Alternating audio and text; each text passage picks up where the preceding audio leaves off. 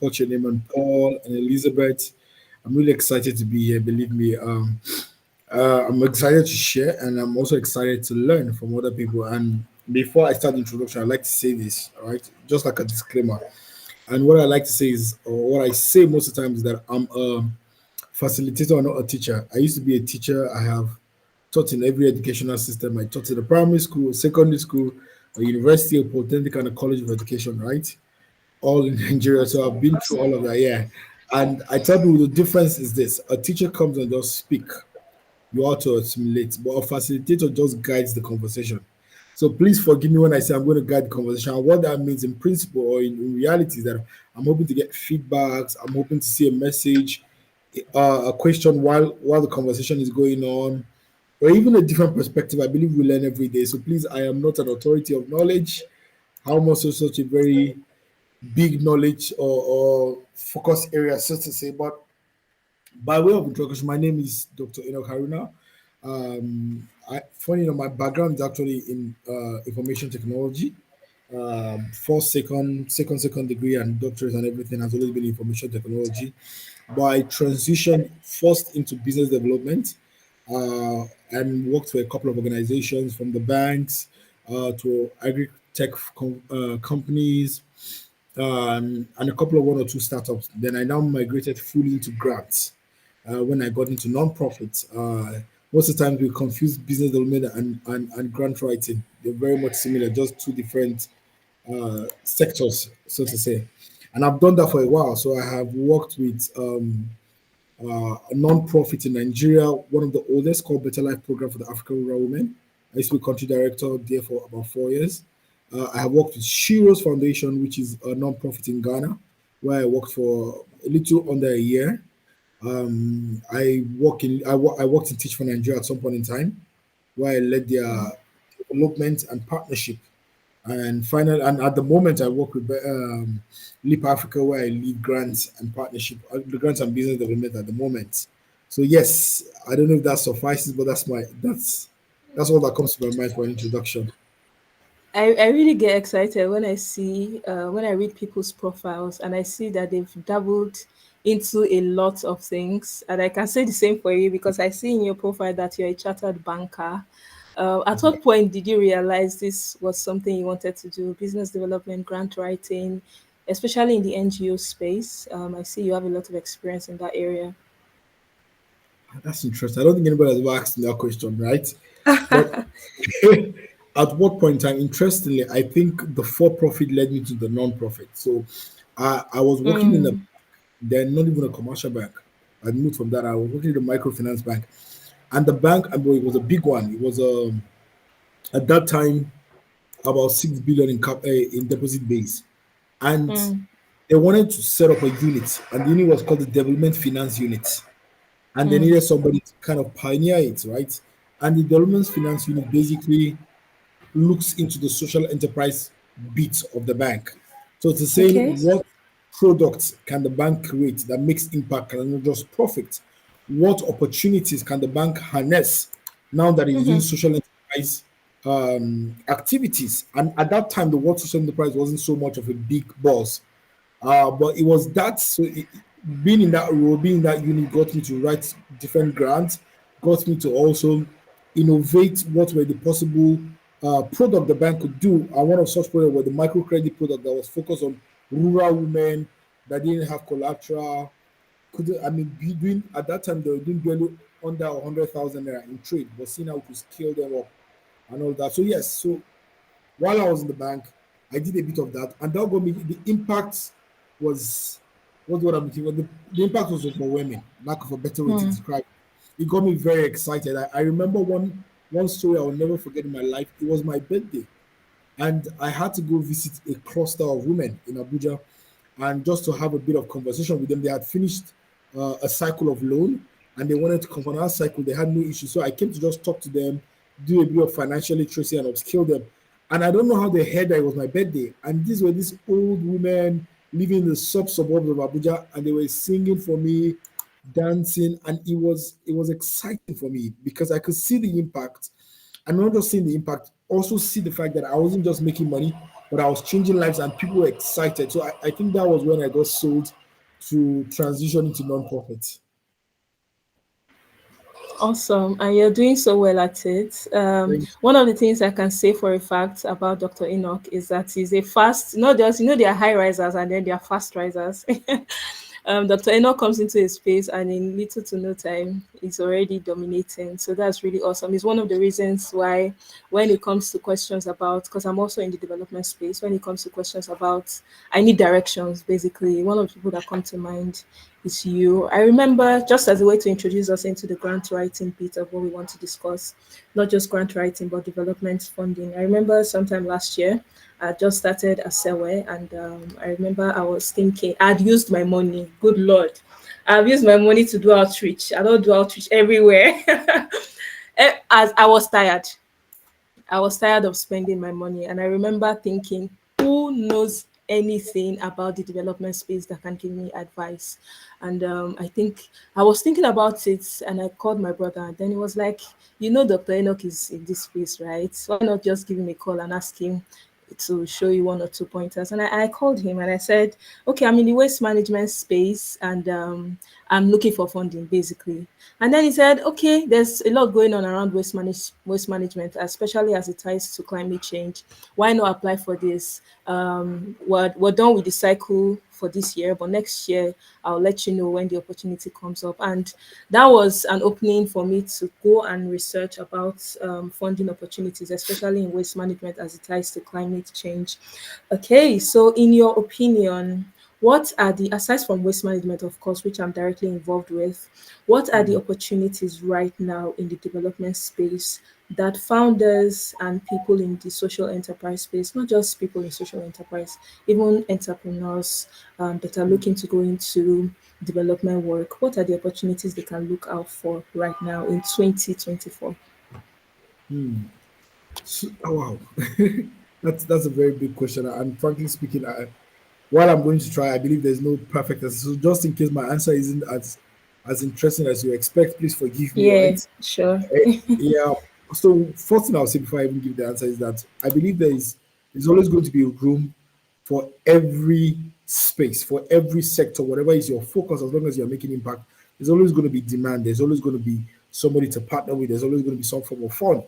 But if I'm going to talk based on the current global focus area, so to say, I think I'll bring it down to three things. I think there are more funding opportunity for things that has to do with climate change, the impact of climate generally, and this can be broken further to innovations, the case of capacity building. I believe a lot that has to do with climate change.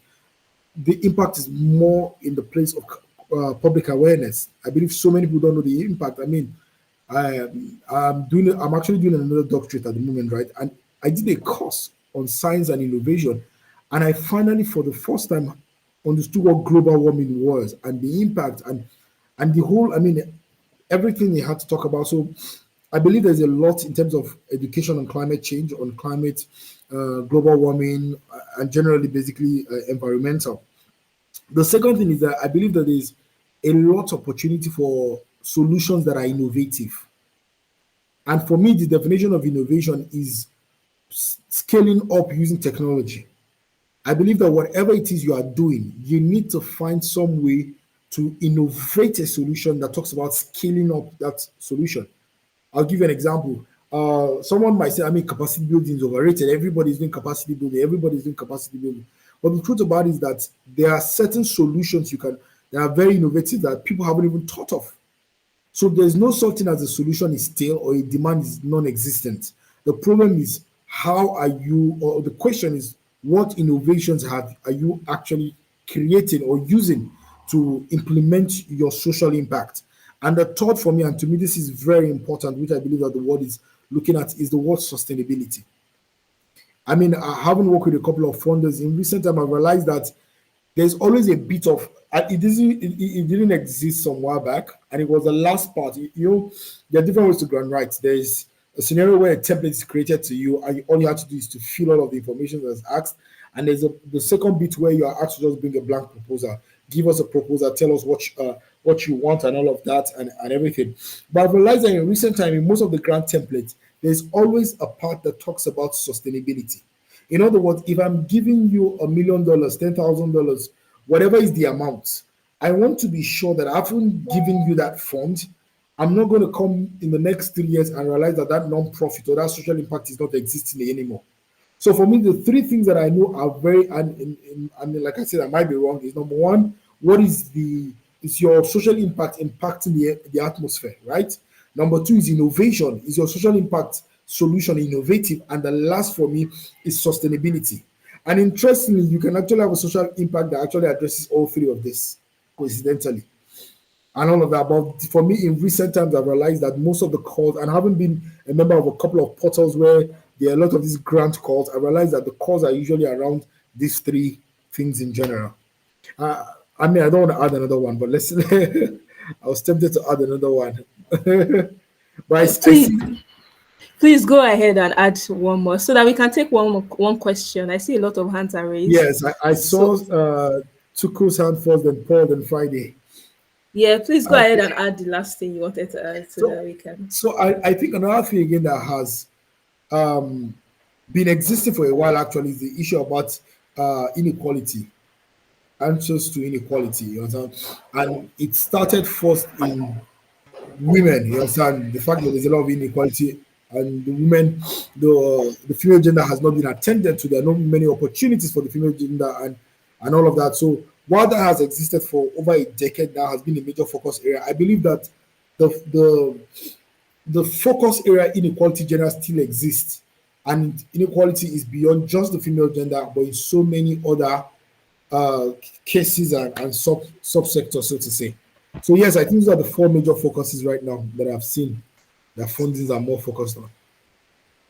And like you said, funny enough earlier, that all of this can, you can build your enterprise in such a way that it caters to all of these I problems, agree. right? Your solution can address any of these problems. For example, Dr. Chukwuemeka is currently on this call. Dr. Chukwuemeka is building a platform where people that are working in the social space can find jobs. So his Mm, platform connects talent to mm, what's elude me now. So both people are on the platform, people that are looking for talents to solve their problems, and then the people that are actually looking mm, for these jobs. So another thing that I see, that's tying back to what you said, right? So for Dr. Chukwuemeka now that runs DPD Online, it can make sure that there's a bit of gender balance. You can mhm, say, oh, on my platform, we have mhm. 50% women signed up on it. Just make sure that your enterprise solves for these problems really. Let's take one question so we can now continue the conversation. Paul Chika, I see your hand is still up. Yeah, do you want to go ahead and ask your question? Good evening, everyone. Good evening. Good Good evening. evening, Dr. Enoch. I'm actually happy to have this conversation with you. I've tried my best to try and see you, but Lagos have just been fighting it. Uh, Hi, I'm so, Paul. I'm so happy to be in this conversation. Over time, my question is just a very simple one. So I know at some point in time you transition from agriculture to Leap Africa. I've always known you to be everywhere, multi-talented, Dr. Enoch. Uh, so I've been in the agri space now for like getting to 2 years, which you are aware of. And we build a community of 1,000 youth. We have a community of 1,000 youth where we train quarterly on soilless farming, hydroponics to be basic. And we are often seeing challenges of getting this youth set up after the training. You see, we try to fight a whole lot of, yes, we try to relate with banks for startup loans, Sterling Bank and FCMBs. They are the banks we try to relate with for startup loan for the youth. Mm, Because during the training, we group them into groups. We set them up as a company mm. registered under CAC. Okay. This is funded by the Mastercard Foundation. Okay. So we set them up as a company. they co-own as a group. They co-own like four greenhouses, which they manage, and the we provide them the link to market, and we do a profit sharing. But then we don't just want to end at the whole profit sharing. We want to see how can we provide startup funds for this youth, and we know so far getting loans for the agri space has been tacky because I don't know, it has its own risk, a whole lot of risk. Trying to loan agripreneurs, it has its own risks. Like so many banks are reluctant in providing these funds for the agripreneurs. So I want to know what sort of funding can we be able to delve into that will be able to support this youth, because we know getting youth to do agriculture is difficult because of the perception they have about agriculture. But now that we are able to revolutionize agriculture by telling them, oh, there's a new method of how we do this agriculture without you staining your hands, Yes. without you getting yourself dirty, you just be managing your greenhouse in a more technologically enabled space. I want to know what are the Okay. opportunities that can be given to this youth in the In agri terms of space. funding. Awesome. All right, over to you, Mr. Enoch. Thank you very much for that, Agatha. So, first thing I'll say to you is that I would like to even address from where the issue started, right? And how did the issue come about where it became very hard for people to get, people in the agri sector to get loan? The truth about it is that unfortunately, there was one fund that existed one time, which was uh, the CBN fund that was given into agri. I'm trying to remember the exact name. There are a couple of them, not the MSMDF, but there was a particular fund, the ADF. I think it was called the ADF. The ADF fund that was created that was given to a lot of people in agric. I'm talking about in the context of Nigeria. And unfortunately, lots and lots, I mean, I'm talking about billions of that money has not yet been recovered.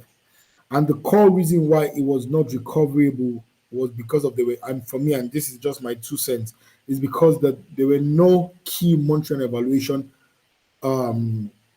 aspect of the project that was set up. Yes, and there was the use of third party and all of those things, but unfortunately that failed. So what I would say is that there were no strong monitoring and evaluation structures that were set up to ensure that those loans don't go bad. Now, why am I bringing this up, Paul? I'm saying that while it's hard to get funding, it's not impossible. The truth is that people need a proof of concept. A lot of these organizations, major agri-tech solutions have failed. Very few have come back. I remember the time Cellulant failed. I remember when Tribe Agri had liquidity issue, but they were able to have a bailout and they are back now doing better, and a couple of others. So what I'll say to you is that why not first of all, because the biggest problem is you need to have some proof of concept.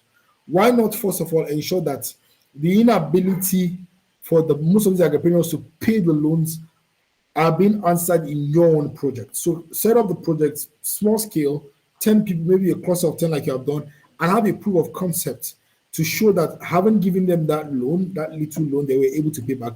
If you are done with that, then I'll give you my advice. And my advice is to look at the international market. One of such calls is Agra. Agra did a call recently that was close towards the end of last year, and it was looking for a project like yours. Yours was a perfect project for it. I know Agra does that. Then there are also other organizations that don't do a call, but you can actually reach out to them with your proposal, like IFAD. IFAD will not do a total sponsor, a total funding, but they can fund a couple bits of your program. So that's another organization you can reach out to. But for now, because of the stigmatization or the stigma the agri sector has in Nigeria, it becomes hard for the DMBs, the banks, to give you loans. So my advice is that have a proof of concept, have the impact number in a small cluster you had done, and now do a scale up proposal and identify intentional funders to fund you. I can tell you for free, Agric will never ever lose funding. I know a friend of mine, I'm going to end with this so that other people can have an opportunity, who has an agri project. And I remember talking to her, and I said, okay, for you for agri, all you need to do is a proof of concept. So a number of 5 people, ensure that you have the proof, do this, and let it be obvious. Have the numbers to prove that it's doable. And I told her, move out, and we did a partnership mapping, identify what are the international funders. I'm going to shock you to know that one of the first funders that actually funded that project was AFDB, but not AFDB as an organization, the CSR policy of the president of AFDB. They are reaching a check of, was it 10 or 20 million naira for the next stage. And as I can tell you right now, the organization is doing way more than that number. So for me, I'll say identify the international market, reach out to organizations, propose. But first of all, before you get there, ensure that you have piloted this and you have a proof of concept before looking forward to a scale up. I don't know if that was helpful, Paul. Yeah, yeah, that's what I needed to hear. I think I will have to go back to the drawing board and analyze critically on that. Thank you so And, much, Doctor. and I'm happy to take this with you offline because I just remember that I Yeah, actually was in a company some 4 years back that does hydroponics in Dubai, not in Dubai, in Sharjah. So please let's take this offline and let's see what we can do. definitely, definitely, we would. Awesome, Thank you so awesome. much. I'm glad to see this happening. Like Dr. Enoch said, agriculture can never run out of funding, never, because it's at the core of life. It's at the core of sustainability, Mhm.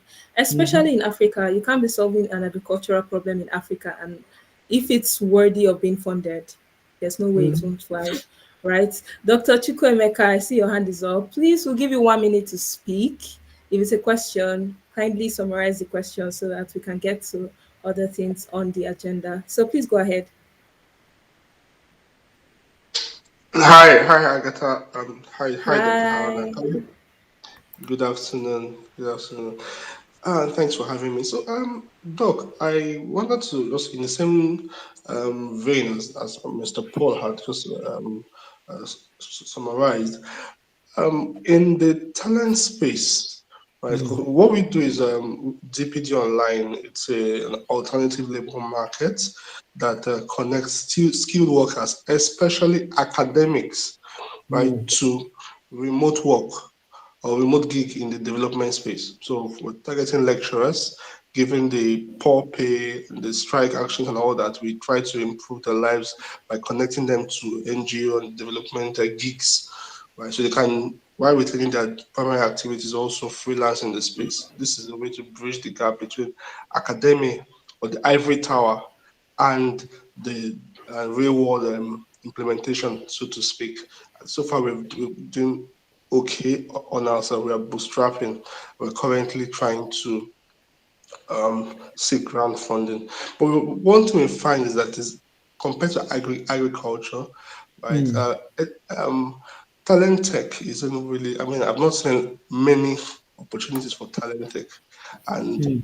for us, we decided to sort of tie it to edu tech, Mm. just so that it can be more appealing. But what is your advice for people like us who are trying to do this in this space?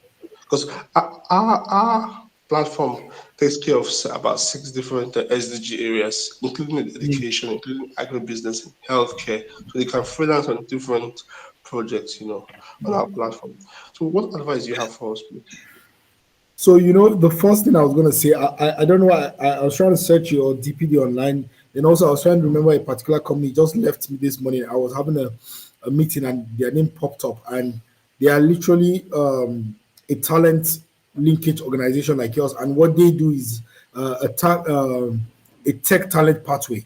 So you come to their portal, you sign up to learn some tech courses. When you learn the tech courses, they link you up to off takers, right? They link you up to jobs, and once you get a job, now begin to pay them, and they are doing beautifully well.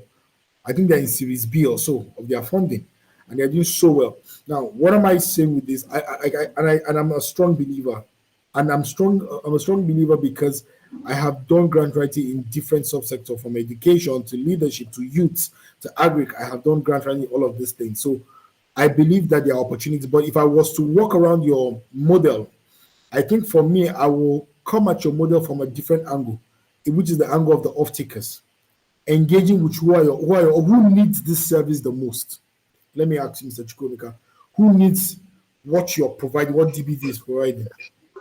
So the primary client audience on the client side for DPD Online or NG is Mm. the development organizations that have high recurring project activities. So, for example, you have NGOs who need to write grants, who need to write proposals, who need to do data analysis, and they have in-house capacity, so they outsource capacity to us, a lot of landscape assessment, typical development activities that are really short term and very technical. You don't need to hire a full-time staff and pay him pensions and health insurance and all that to do that, where you can hire someone to do that for you for 2 months and pay him the full technical fee on our platform.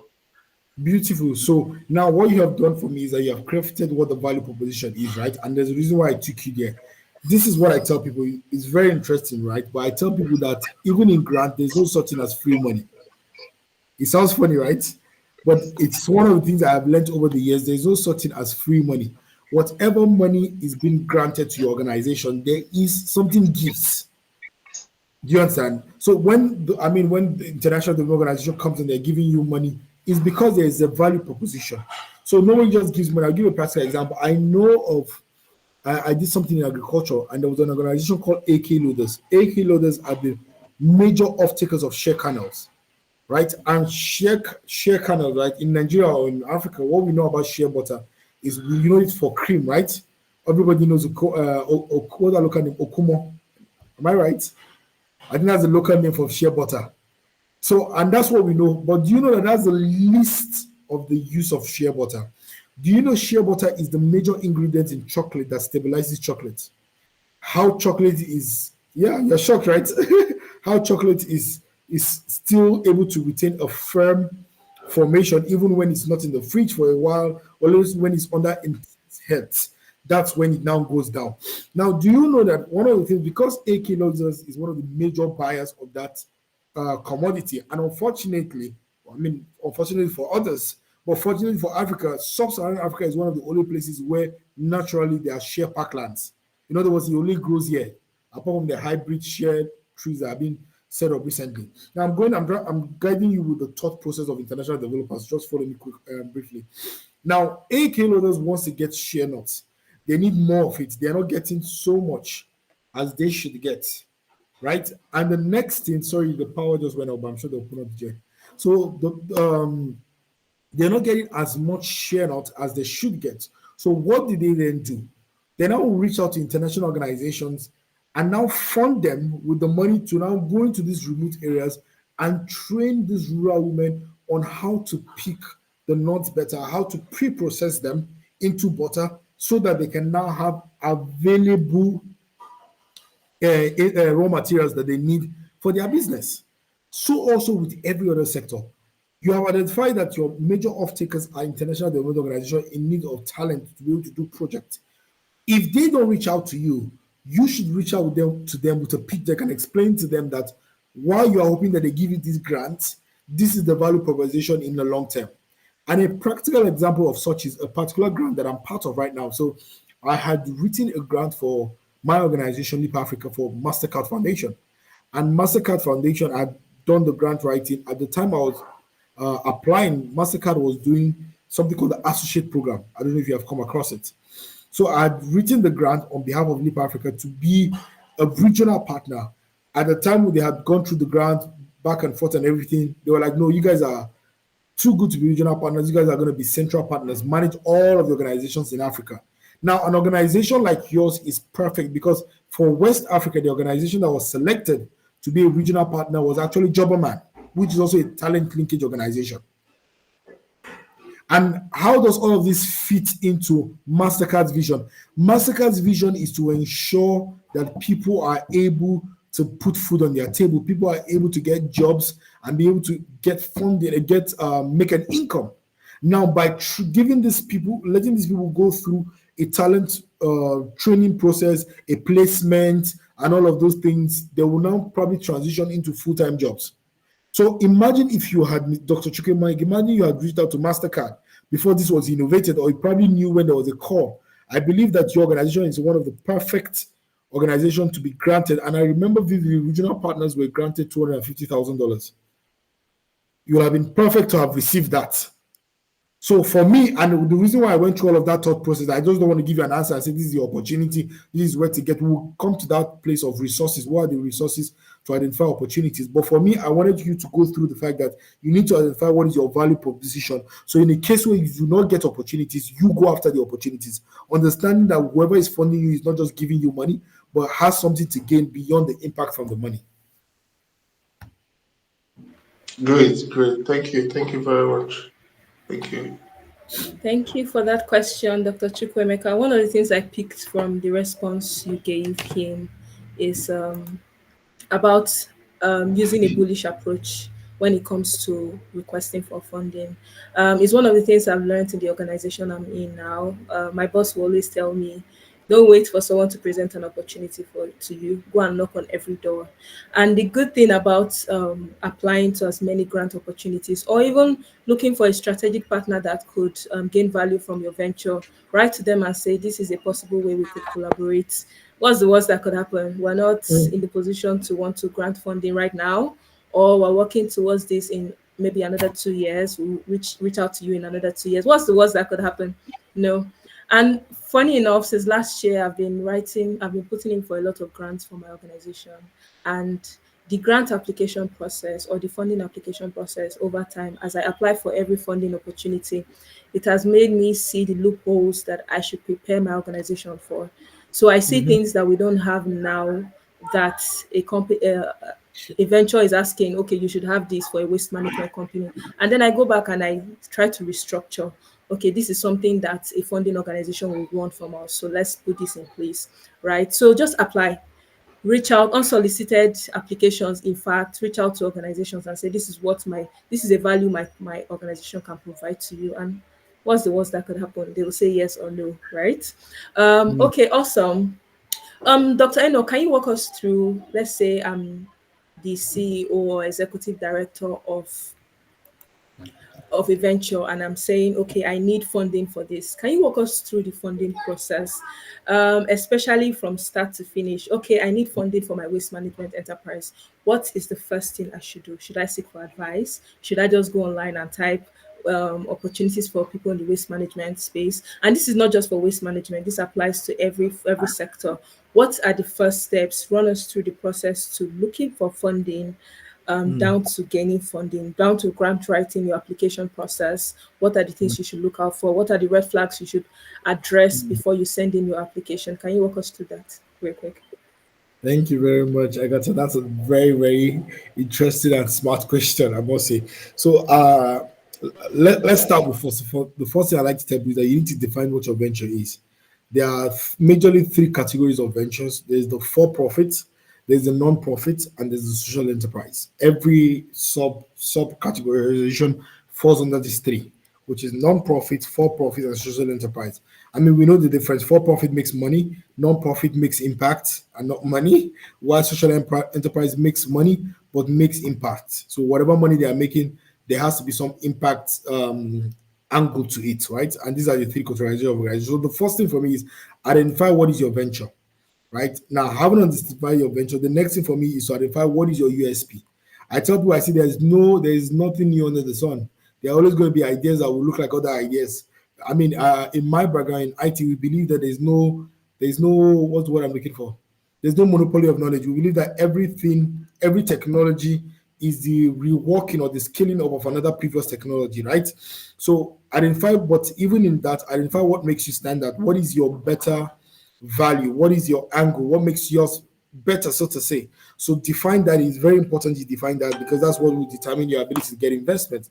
Having done that, you now move to the next stage of structuring your business. Nobody wants to invest in an idea. If the fact that is in your mind, the fact that it's so beautiful, the fact that I'm sorry, we're Nigerians, we're Africans, we're very religious people, the fact that you received it from God himself, like he came to you in the middle of the night and gave you a script and said that this is what the world needs, does not mean you're going to get funded, right? So you need to build a plan, build a structure. I am very keen on documentation.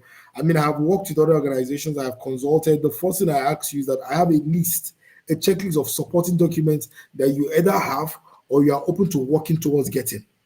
And I call them cultivation documents. So things like your project, if it's a non-profit, what is your project's plan? If it's a for-profit, what is your business plan?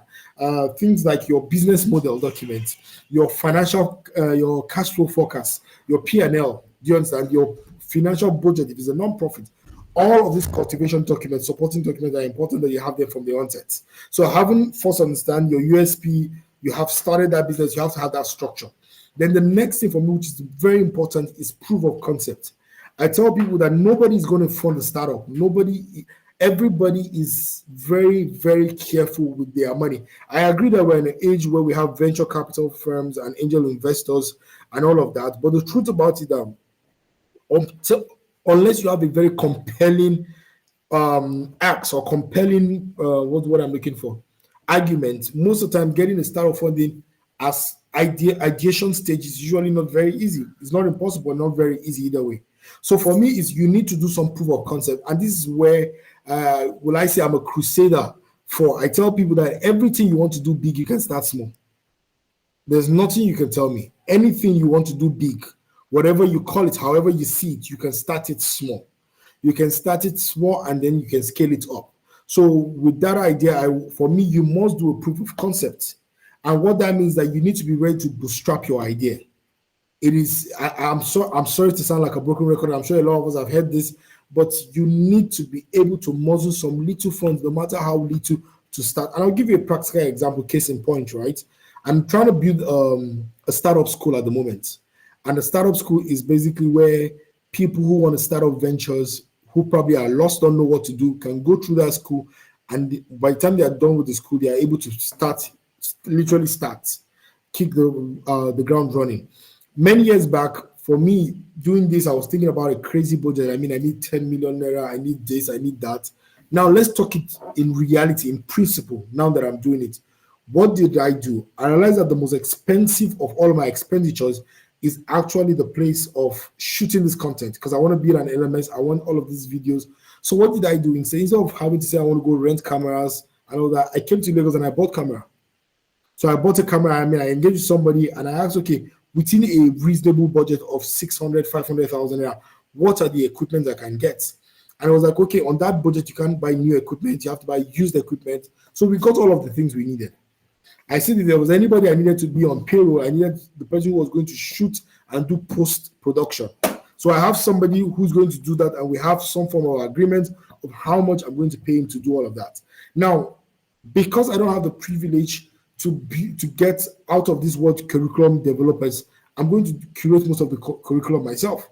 Then identify key facilitators that I have relationship with that are going to shoot that content. I'm talking about titans in industries that are going to shoot that content for me for free. And by the end, then pay for the LMS, maybe Thinkific or one of those learn LMS, and use any of one of those platforms.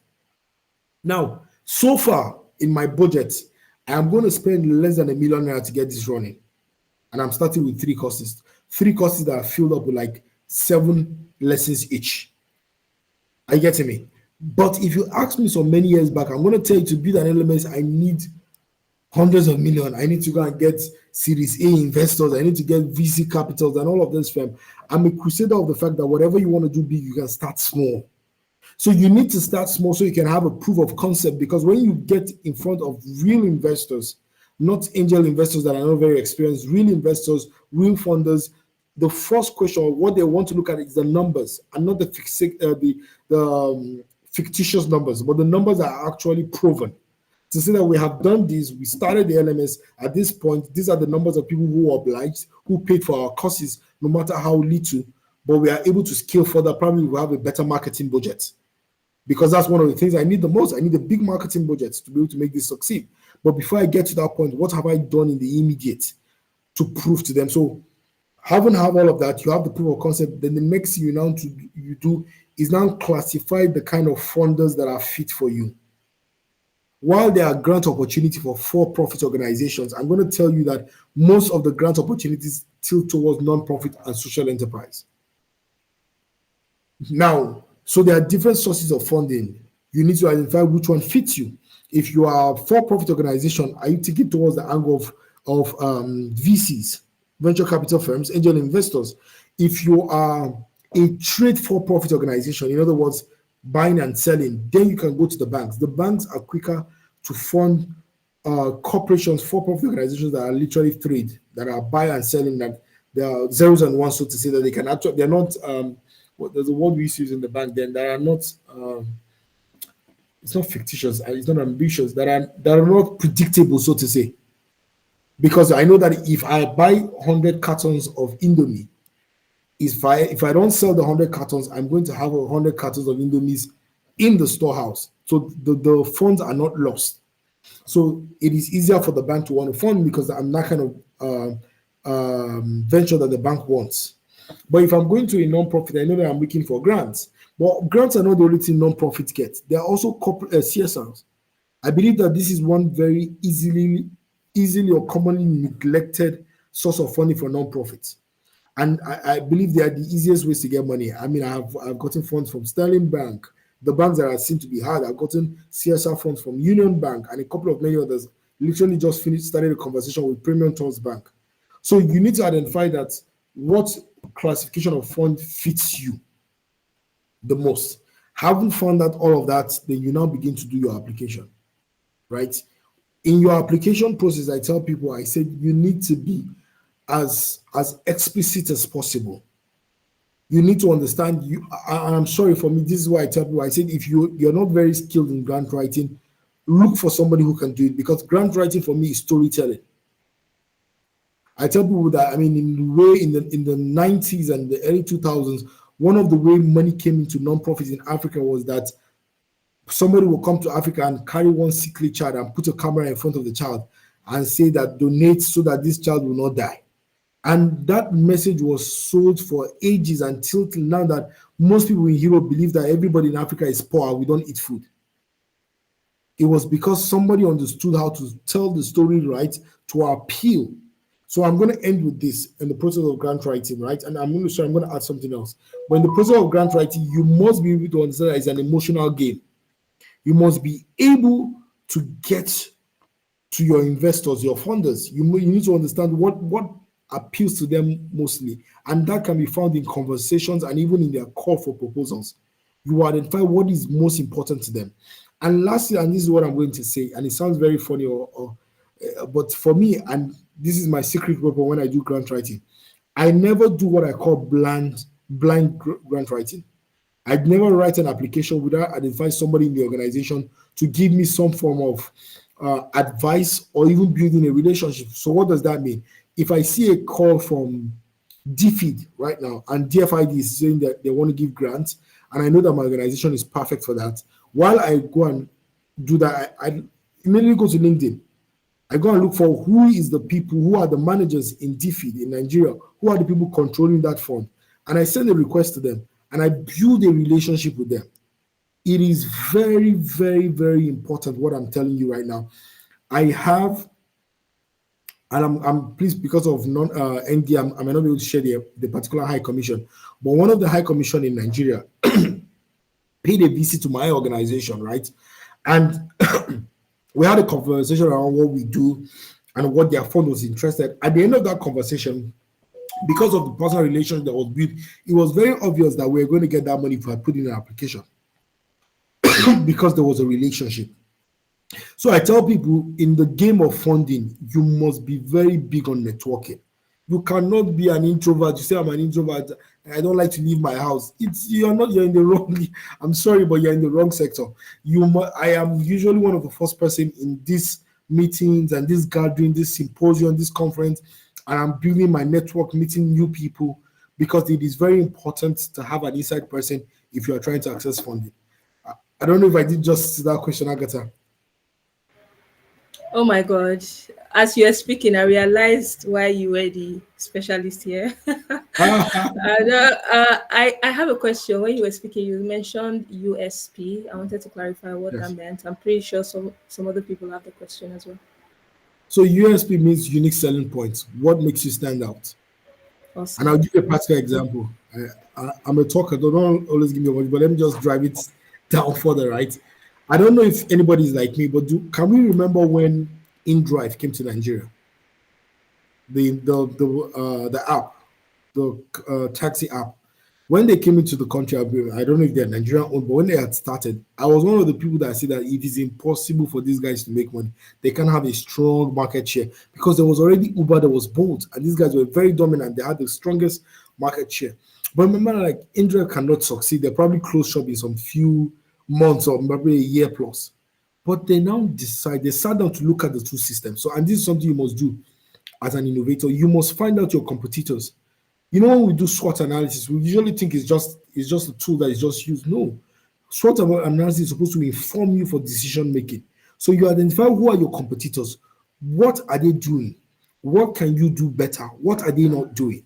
So what did InDrive come with? InDrive came with pricing. Bolt, Uber, all of them started from the old drop system where everybody, when you just stop a car and take drop, and you enter. But the truth is that all of them were doing this thing, making it efficient, but they were missing the most important thing about drop, and that was the negotiation ability. And InDrive now capitalized. So the USP for InDrive is the negotiation. I'm not forcing a price on you anymore. You can now negotiate your price with the rider and be able to. So for me, you need to identify what makes you stand out, Paul. What makes your hydroponics stand out from other hydroponics? Awesome. Thank you for clarifying that, Dr. Enoch. Before I go to my next question, I actually see that Desmond Dogara is here. Desmond Dogara is one of the leading voices in renewable energy in Nigeria. I dare so say so myself. Mr. Desmond, can you hear us? Are you with us? I hear you very well, Agatha. Well done. And Thank you. Hi, Thank you for joining us. Thank you hi, for joining us. I Desmond. just have one query for you because all my guests that have come on this show will start the meeting with lights, and then during the program, light to go off. So we need you to do a quick work in making sure renewable energy spreads as far as possible so my guests can stop staying in darkness. Look at Dr. Enoch. It's already dark and it's in the dark. So how do you want us to see him? Very true. Yeah, so I think I personally am of the opinion that renewable energy is a major factor in solving our energy poverty in this part of the world. So if you are looking to get into the renewable energy space, Mr. Desmond Dogara is an authority in this space. You can reach out to him after this program or on LinkedIn. It's very accessible on LinkedIn. Awesome. So, Dr. Enoch, sorry. I must add that doctor because I can't imagine how difficult it was getting that doctorate. So how can we search out for funding opportunities? Where should we look out for? How can you search out opportunities in the funding space? Okay, which page should I follow? Who on LinkedIn should I follow? What platforms share opportunities? Especially because the development space is really wide. So it's not, I don't want to make it targeted. So for people in this industry, where should they look? The development space is the development space and opportunities are available in the development space. So where should we look out for opportunities? Okay, thank you very much, Agatha, for that question. So I'm going to give you 3 tools, right? And all of them are paid, but they have a free version, right? But if you want to have the best out of them, I advise that you get the paid version, right? And these tools have been very beautiful for me. While I also believe that basic researching using the search engines are also very powerful. If you can specify what exactly you want, you understand, we're in the age of prompt engineering, right? Where people are asking machines better questions, right? Or more direct questions. But there are a couple of tools that have helped me over the years. I think number one should be Funds for NGO. I think the day I see the founder of Funds for NGO, I'll probably give them all of the money in my pockets. Funds for NGO has been a major resource for me over the years, also because it is a bit tailored to Africa. Because there are all of the great opportunities are there. And this is an organization that has a team of researchers who are focused on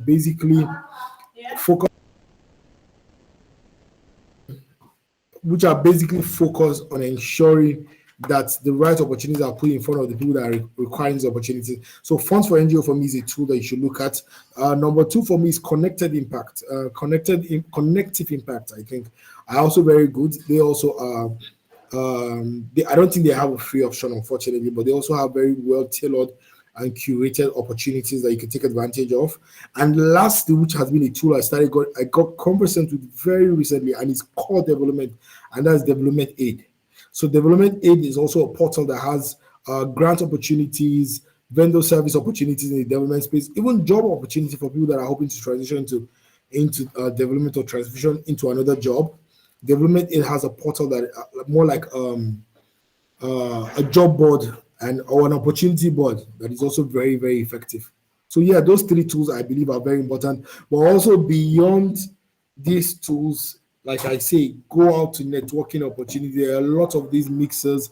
There are a lot of these conferences. I know some of them are free, some of them are not paid for, but always go in the space where the opportunity is, because not everything is going to be advertised, right? And when you get to the opportunity, you are in front of somebody who is writing that grant or who is sharing the opportunity. He can firsthand give you an inside information, maybe because he understands your pitch and believes that your organization is well positioned. So yes. Awesome. I really hope everyone took note of those 3 points. But regardless, if you were not fast enough to take them down, this video is going to be available on YouTube. Sustainability Matters. That's the name of the YouTube channel. You can always refer back to it. Dr. Enoch, what is the most difficult part of the grant writing process? I'm also trying to be aware of the fact that you're not just in the development space. Business development, as it were, feels to me like the for-profit arm of trying to generate funds, and then the grant writing bits of what you do feels like the social enterprise part. But let's talk about the grant writing process. What's the most difficult part of the grant writing process, and how can people looking for funding address that? Just as a continuation, you can address both of these questions. You mentioned earlier how grant writing skill is about telling a story. In your opinion, do you think founders should be a major part of writing for funding, or should they outsource this? In your opinion, do you think this is something that is too big for someone trying to get operations running, for you to sit down and start saying, let me put together a compelling document? So that, do you think it should be outsourced, or founders have got this?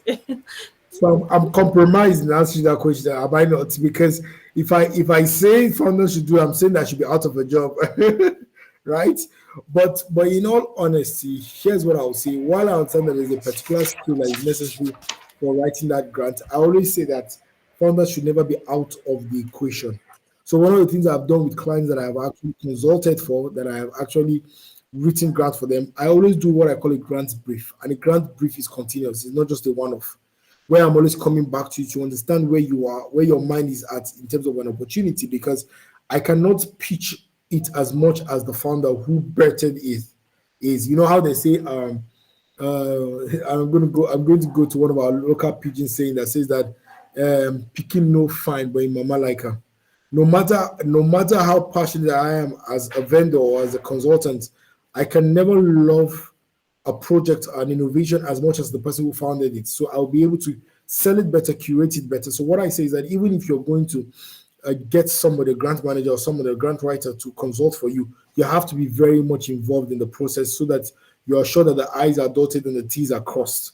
That is my statement. So I agree that you should contract it, but be very much involved regardless, because there are certain skills that are necessary in writing grants. Another thing, again, I was saying in the previous question you had asked about what is the most difficult process? What is the hardest? I thought you had kind of streamlined the question. I thought you were going to ask in general, beyond even the application. I think the hardest part for me, what I'm going to address specifically, is reporting. You know, I tell people we are quick to just collect the money.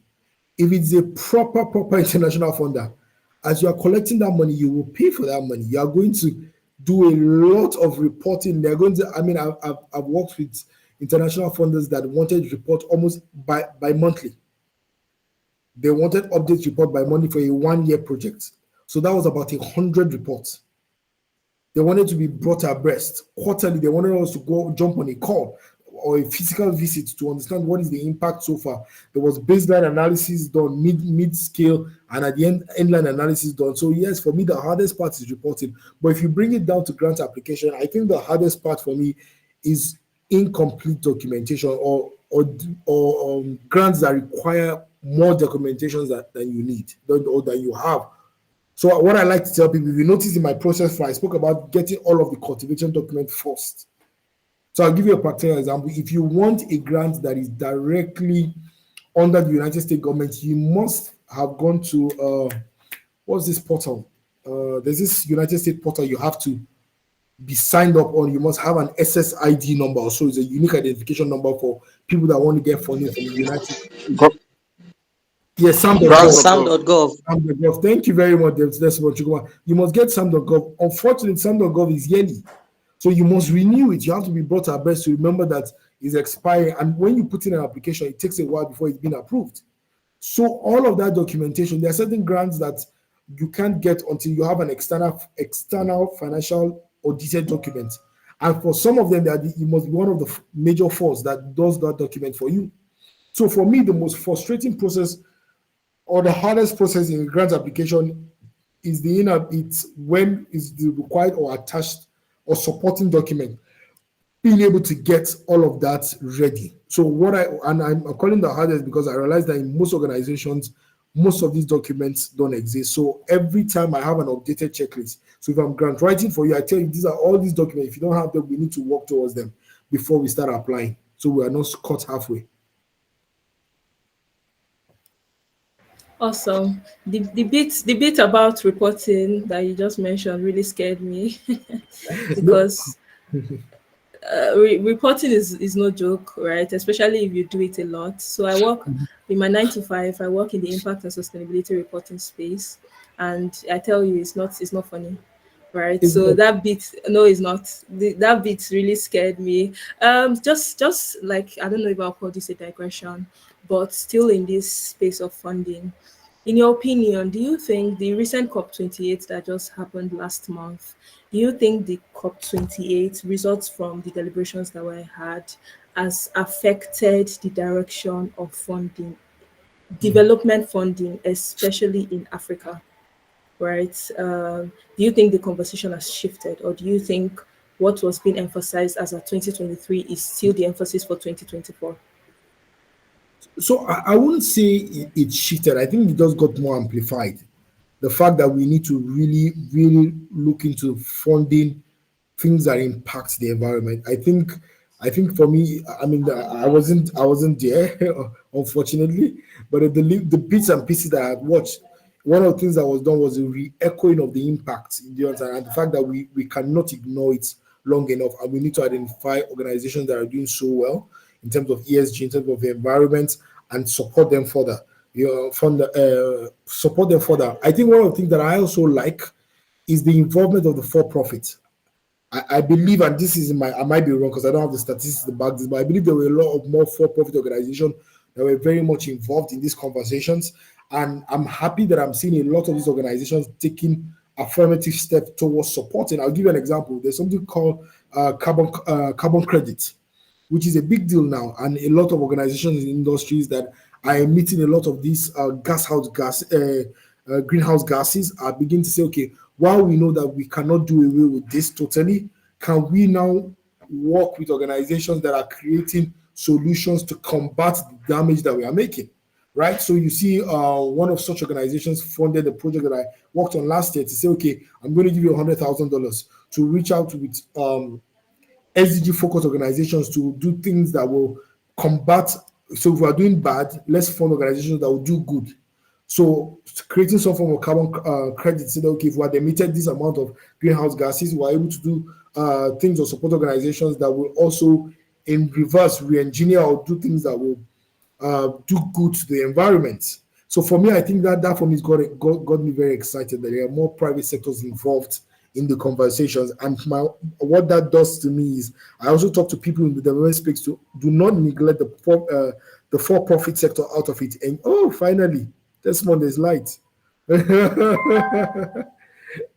So, so for me, I'm excited about the fact that the for-profit organizations, and I did take note of a couple of them that were very much involved in side conversations, panels, and seeing and looking forward to how I can actually engage with them for that. Say, oh, you guys are now interested in this. How can we work together? So yes, that's my take on that. Awesome. That makes room for not just not-for-profit organizations, but people looking to actually make money from the climate actions that they are requiring for, especially for Africans, right? Okay, so in your opinion, what resources can or where can we go to find resources to improve our grant writing skills, especially for the people that cannot say, oh, I want to hire a grant writer, a professional grant writer. I want to, like you said, we should bootstrap. I want to do it myself. So where can we go to learn about better grant writing? First thing I would say is go and follow Asewe and look forward to grant writing trainings like this. our conversations. Yeah, they are very helpful. And I'm not just saying just as a way, but also there are a lot of resources out there that you can actually learn. And before I move to the bigger, more more bespoke places to go, I would say the University of YouTube, as I call it. I don't know why we look down on YouTube. You can learn anything in this world. What you ought not to learn, you can learn on YouTube. So I tell people, talking about how I started, I literally went online, went to YouTube. I've watched as much courses as I could on grant writing strategies and all of those things, the lingua, the strategies, the frameworks, and all of those things. That is very important. Like even the structure, because I told you there are two types of grant application process. There's the one that comes with a template, and there's the one that is an open call. You ought to bring your proposal. And those are even the trickier ones where a template is not given. You need to be able to go and find out what does the standard grant application look like. What do I need? What models, what frameworks do I need to put in there? Like for example, now for me, if it's an open call, there's no reason why I should do an application without doing a risk assessment framework or doing a sustainability plan. There has to be a sustainability plan. There has to be the financials, which are basic, and all of those things. So for me, go to universities. Then, if you are privileged to have some resources, you must invest. I mean, case in point, I have, and not to boast, please do take this with all humility. I have 3 master's degree. I have a doctorate. I'm doing a doctorate right now. I just finished. I started another one last year, and more in computer science now. The previous one was in leadership and strategy. So I'm doing one in computer science, which is my core field, and I'm done with coursework. I'm now focused on my research over the next 2 years. And believe me, I'm not the most privileged person. I don't have the money. I'm not being modest. I honestly don't have the money, but I always plan towards it. I always plan towards it. I work towards it. I mean, I've been in cases where I mean, one of my goals this year is that I need a Harvard degree, something on strategic thinking. That is a lot of money. But I'm saying in my mind that if I have a goal and if I need 10, 15 or $20,000 to do that, I need to start looking for ways to find that money. So I tell people, while there are a lot of these free resources, look for the money, work towards the money. We are religious people. We have to pray for the money, or make a savings plan to actually pay to learn the skills. It is very important that you have the skills handy, because at the end of it all, you are making money off the skills. Absolutely. I'm also a member of the school of thought that you should keep developing yourself, because especially if you're in the development space, really, it keeps evolving every other day. And then the solutions that we're looking for, they're sort of not stuff you can find around. Some of the challenges we're facing need innovative solutions, and your mind can only open when you expose yourself to education. Read, don't just go to Twitter and be scrolling mindlessly. Look for something and read. There's always something new coming up, right? So you should keep reading. 2 questions before I yield the mic to people that have questions to ask you, because I'm pretty sure there are people on this call who would like to ask you questions. One is a bit of a personal question. You may feel free to plead the fifth. What's the biggest grant you've ever been involved in getting that came through? What's the biggest amount? You're a part of the process, or you spearheaded the process? What's that? And then secondly, do you think AI can be a part of helping in this grant writing process? Yeah, because AI is a big deal now. It can even tell you if your boyfriend would break up with you. Yeah. And then my last question before I yield the mic. I'm pretty sure there are people from this call who want to meet with you after this session. I'm begging on their behalf. I know your wisdom is not for free. Please, when they come and they say they are coming from Asewe, they should help us pad the budget a little so that it's friendly to startup and founders. Yeah. So those are my 3 questions. You can answer them. I'm going to start with the one about padding the budget. That's not an issue. Hopefully, I tell people that I am compromised by my desire for impact more than money. While I believe money is important, I also understand that there are certain things that are more important. So yes, at some point in time, we'll try our best to do padding, right? That is one. Now the question about AI. What I'll say to you, AI is here to stay. I don't know why people are fighting AI. AI makes, do you know? And so I'm writing a paper right now, and the paper is focused around the dependency of students on AI for academics, and what is the basically what is the impact? Is it good or bad? My hypothesis, but I need to prove it through the research, is that AI, to use AI, you need to be intelligent, because there's a school of thought that AI is making people not intelligent, is making people lazy, right? But I tell people, if you understand prompt engineer, you need to first of all be intelligent to be able to actually genuinely use AI. Anybody can write in AI, but not everybody is successful. There's this response AI gives. AI says, I'm sorry, I cannot tell you something. There's a way it replies when it can't give you an answer to your question. A lot of people who have tried AI are in that room. They usually can't move forward. So I tell people, and my hypothesis is that you need to be intelligent to actually use AI. So AI is not coming to dispose, AI is only coming to enhance. So I am big on AI. It is, for me, it is, after writing any email, I must go back to AI. AI, rewrite this email for me. And every time I do that, I am always impressed with the outcome. And I'm able to tell AI. So when I get constructive feedbacks, right?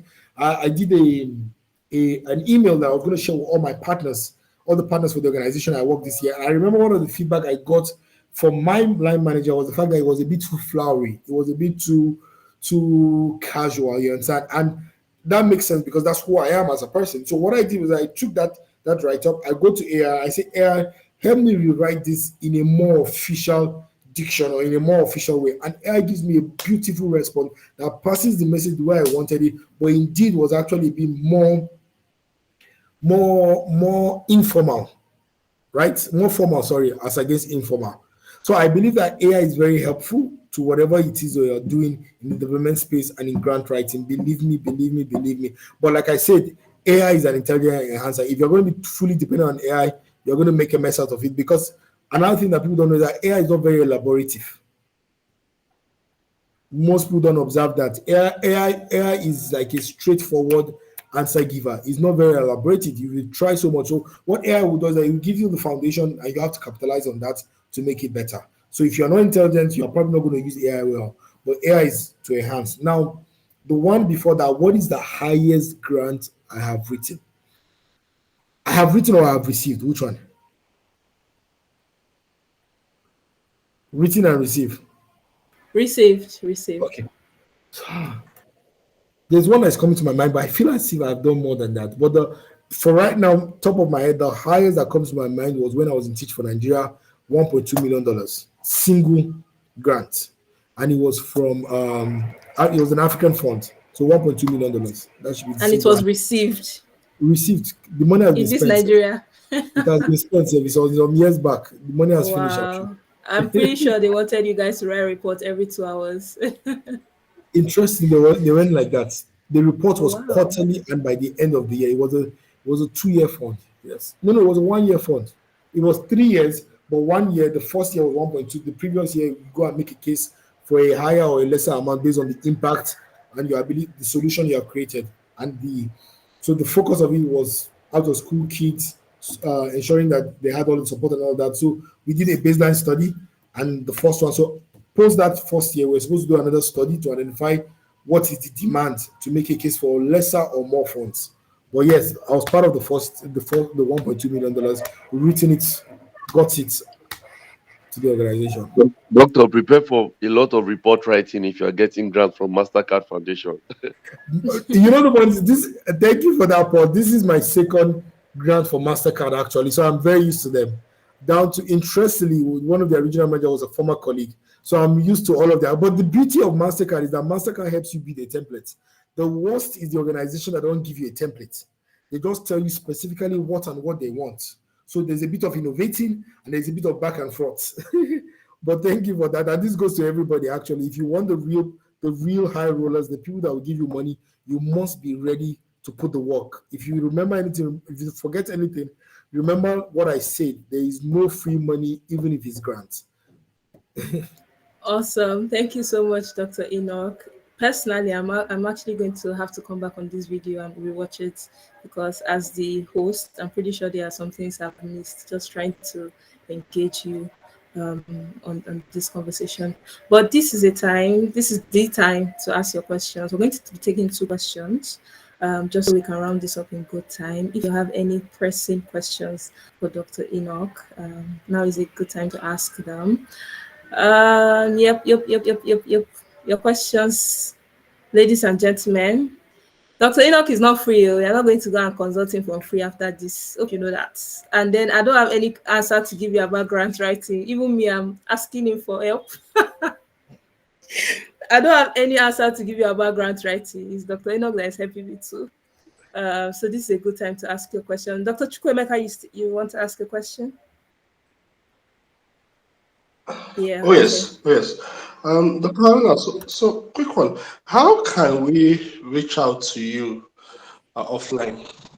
Email address we can use to reach out to you. So I'm an email person, but I just realized something for the sake of this course, because I don't want to miss out any of the things. I'm gonna share with you an email that is a bit less, what's what I'm looking for, less clustered with a lot of emails. So the first one I had shared always has a lot of things in it. So it's easy for me to miss it. But I recently had to create this one. Just so it's a long read. So it's Haruna Abdurrahman Enoch at gmail.com. So I just share that now. So it has lesser subscriptions to different things. So it's easier for me to not lose an email. But you can send me an email. If you send me an email, if the conversation needs to be longer, I can just send you my number right away from the email. But I'm an email person. I think when I wake up, the first thing I do in the morning is check my email instead of Instagram. Awesome. I hope that answered your question, Dr. Chukwemeka. Okay, there's space for one more question. Dr. Enoch mentioned something about being bullish when you're looking for funding, right? Because money is not going to drop on your lap. And then he said a lot about networking as well. You can't be a founder and sit in your room and say you're building solution. Your solution will frustrate you, as a matter of fact, if there's no money, right? So at some point you go and look for a job, 9 to 5, maybe go to a bank and go and be a teller there. But really, funding is at the core of every form of solution you're building. So this is a good time to ask a question. Okay, they are shy people. Dr. Enoch, any closing thoughts on the conversation we've had so far? For people, of course, it's not everyone you can reach out to eventually, and then there are more people that are going to be watching this video that have not been a part of this call and who have not had opportunity to probably ask a question. So do you want to just close that out for us in a comprehensive closing thought? So for me, my closing thought would be around the fact that there's a lot of funding out there. I believe that maybe because of fear, lack of knowledge, people don't actually try to get all of these things. But there are a lot of funding, formal, informal funding opportunities that you just have to, if you believe in that idea so much, I think you need to take a leap of faith and actually chase the funding that is necessary so you can get it. So for me, I tell people, give it a try. The worst that can happen is that you fail. I believe me, that's not the worst. It's just perceived as the worst. But in failing, you actually learn to do better. But the worst thing you can do is not to try at all.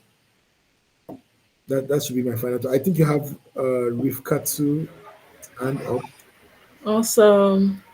Hi, Yes, please. Katsu. Yeah, you Thank have the you, floor. Dr. Enoch. I had a great time. Please, I want to ask, how long should I run my project before I start looking for grant or funding? How long is there a duration? Do I have to do the work for maybe 6 months, 3 months before I start looking for funding? Thank you. So before I give you that answer, I was going to give you an answer which is my still answer, but something else came to my mind. There are a lot of opportunities that sometimes will tell you that you need to have run the business for a year. I've noticed there's always that statement for a year, but I'm not of that school of thought. But just in case you're looking for a date specifically, but for me, I think it's more of the ability of have you answered the question of proof of concept.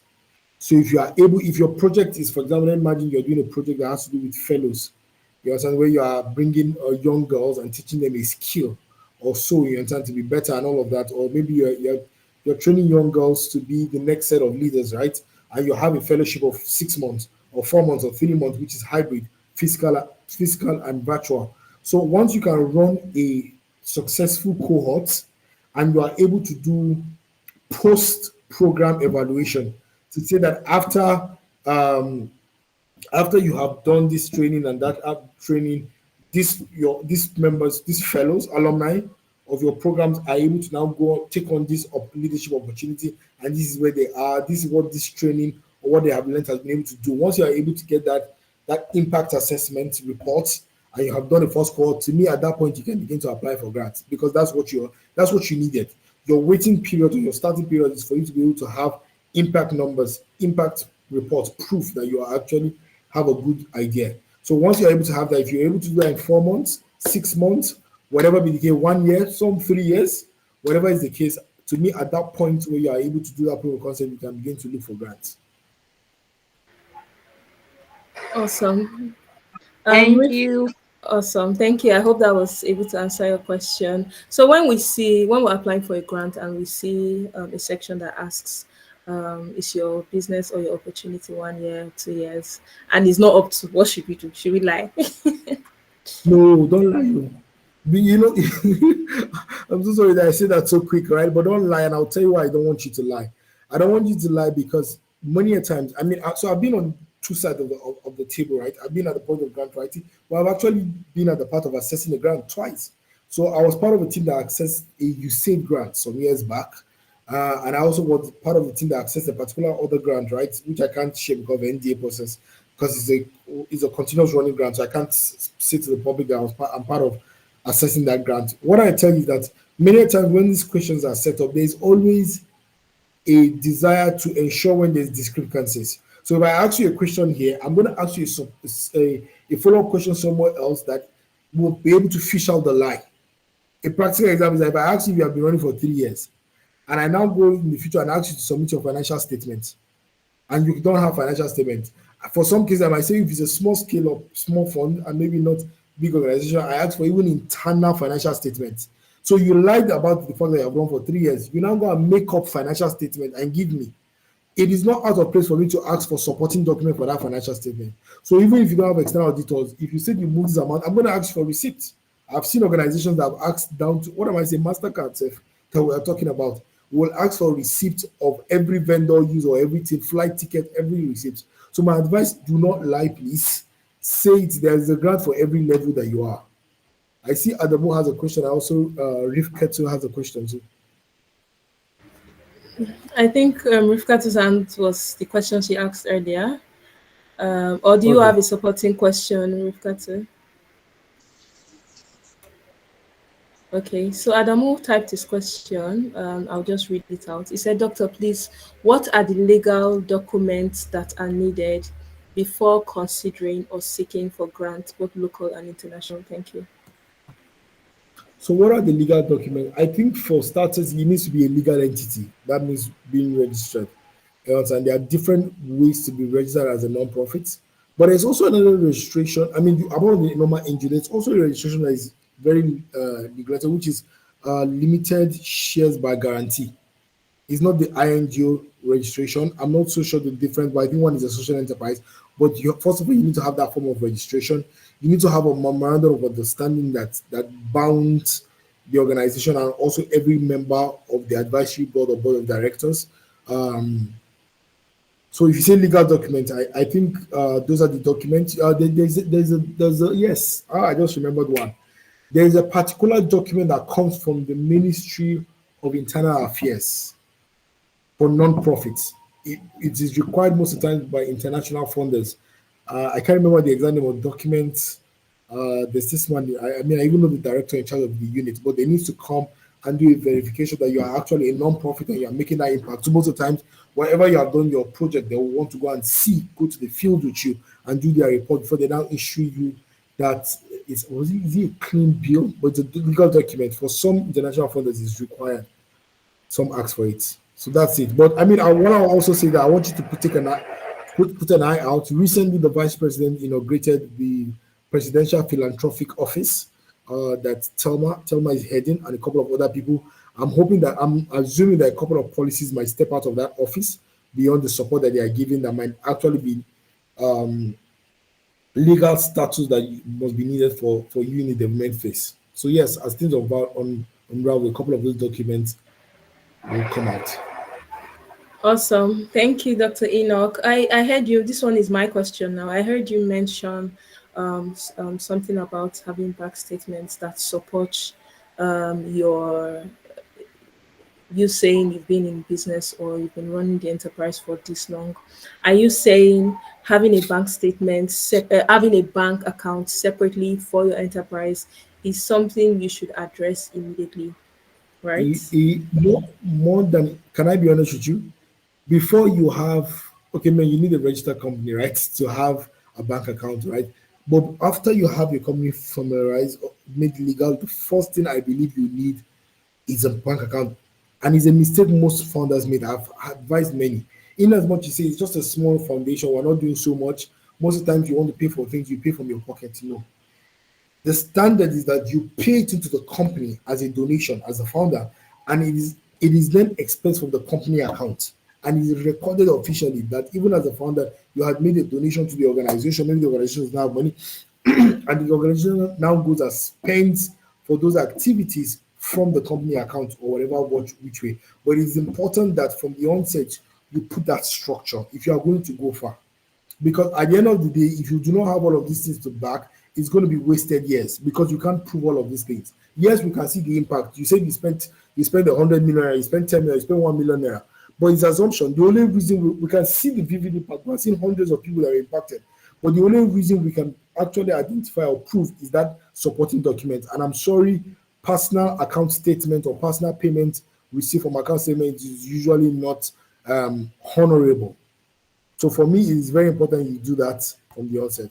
I see Adamu's question that says, Doctor, please, what is the implication of seeking grant from different organizations for a similar project and also getting the grant from both projects? I have been in a situation where I applied for a grant, but in the process of trying to get, one came and the other one came afterwards.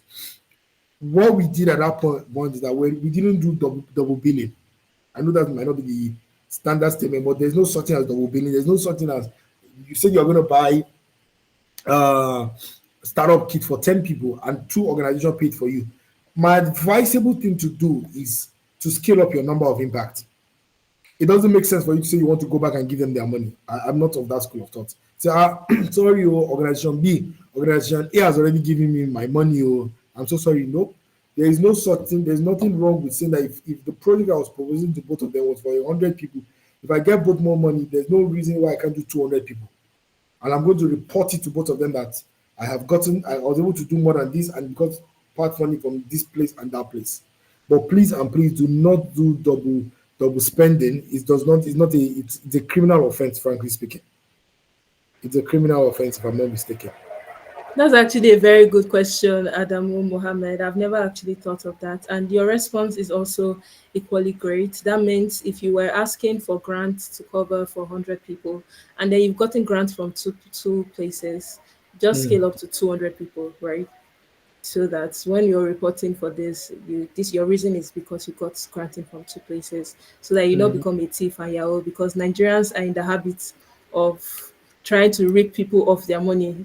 So Mhm. it's good to match the funding with your impact, right? Thank you so much, Dr. Enoch. Thank you for accepting to do this with us. I know you're not the in fact, getting Dr. Enoch to sit in one place and respond to your message is another work entirely. Is another work I'm entirely. sorry. That's how busy he is, but he still found time to do this with us. So thank you so much. I appreciate. You'll notice that they've taken light in my from my own end as well because I'm now darker. No, you So can't this see is actually your background didn't give it exactly. away. Exactly. So you see, we have an electricity and power issue in this country. I really hope we solve it soon because at this point it's getting embarrassing. For 2024, we can't boast of 24 hours light. Everyone, like imagine being in an international call and then your light has gone. And I'm not even talking about in the home setting, even in the office. And it's crazy. So I really hope we're able, someone on this call takes up this challenge. I know you're hearing me, Desmond. We believe in you. We believe in you. So thank you everyone for joining this call. The recording is going to be available from Monday on YouTube for rewatching. It's also going to be the audio recording is going to be available on Spotify and every other place where you listen to audio recordings and music from. So thank you for joining. We appreciate you. We appreciate your smart questions. Next week, we're going to be having Femi Royal, the head of trade and exports at Tribe Agric, come discuss the role of technology in mitigating the impact of climate change, especially in the agricultural sector. So thank you so much, everyone. Have a good rest of the day. Enjoy yourself. Thank you and God bless you. Awesome. All right, bye, guys. Thank you, Dr. Enoch. God bless you. Thank Thank you. you. I so Bye. sir, you're just raising your hand for a question in the dying minutes. What do you want me to do for you now, Dr. Enoch? Hey. I mean, Actually, let's I'm shoot. actually saying thank you and good night. Thank Thank you Oh, so you. much. awesome. Thank you. Thank you so much. Bye, guys. Good night, everyone. Bye. Thank you. Bye. And I would love to have asked them a lot of questions. Shit, go.